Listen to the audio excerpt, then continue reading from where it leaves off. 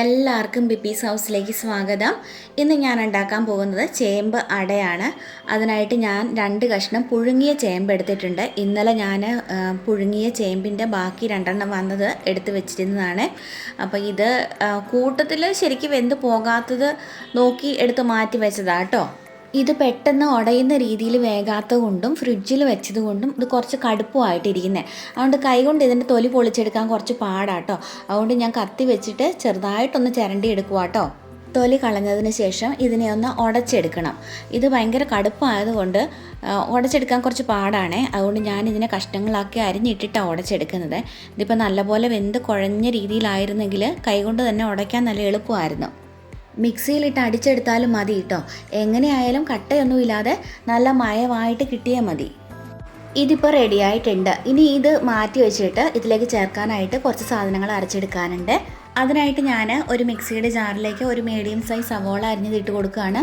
സവോളയ്ക്ക് പകരം ചെറിയുള്ളി ആണെങ്കിലും മതി. പിന്നെ അധികം എരിവില്ലാത്ത 2 പച്ചമുളക് ചേർത്ത് കൊടുക്കാം. ഒരു ചെറിയ കഷ്ണം ഇഞ്ചി അരിഞ്ഞത് ചേർത്ത് കൊടുക്കാം. പിന്നെ 2 തണ്ട് കറിവേപ്പിലയും 1/2 ടീസ്പൂൺ ചെറിയ ജീരകവും ചേർത്തിട്ട് നന്നായിട്ടൊന്ന് അരച്ചെടുക്കാം. എന്നിട്ട് ഈ അരപ്പ് നമ്മൾ നേരത്തെ ഉടച്ച് വെച്ചിരുന്ന ചേമ്പിലേക്ക് ചേർത്ത് കൊടുക്കാം. മിക്സിയുടെ ജാറിലേക്ക് അല്പം കൂടി വെള്ളം ഒഴിച്ചിട്ട് അരപ്പിൻ്റെ ബാക്കിയുള്ളതൊക്കെ ഇതിലേക്കൊന്ന് വടിച്ചൊഴിക്കാം കേട്ടോ. പിന്നെ ഒരു 100 ml ഗ്ലാസ്സിൽ 1 ഗ്ലാസ് അരിപ്പൊടി കൂടി ചേർത്ത് കൊടുക്കുക.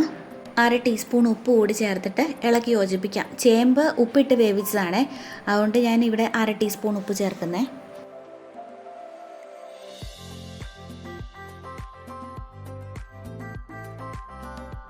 ഇനി ഇതിലേക്ക് കുറേശ്ശെയായിട്ട് വെള്ളം ഒഴിച്ചു കൊടുത്തിട്ട് കൈകൊണ്ട് നല്ലപോലെ കുഴച്ചെടുക്കാം. കൈകൊണ്ട് കുഴയ്ക്കുമ്പോഴായിരിക്കും പാകമൊക്കെ കൃത്യമായിട്ട് അറിയാൻ പറ്റുന്നത്. ഇതിന് ചപ്പാത്തിയുടെ മാവിനേക്കാളും കുറച്ചുകൂടെ കുഴഞ്ഞിരിക്കണം, എന്നാൽ ലൂസായി പോകാനും പാടില്ല.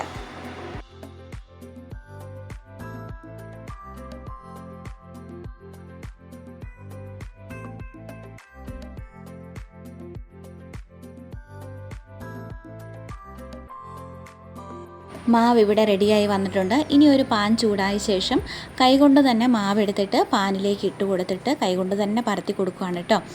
നമുക്കിഷ്ടമുള്ള ഷേപ്പിൽ ഇഷ്ടമുള്ള വലിപ്പത്തിൽ ഇത് പരത്തിയെടുക്കാം. ഞാനിവിടെ കൂടുതൽ മാവ് എടുത്തിട്ട് പാനിൻ്റെ അതേ വലിപ്പത്തിൽ പരത്തിയെടുക്കുവാണ്. തീ ലോ ഫ്ലെയിമിലാണ് ഇട്ടിരിക്കുന്നത് കേട്ടോ.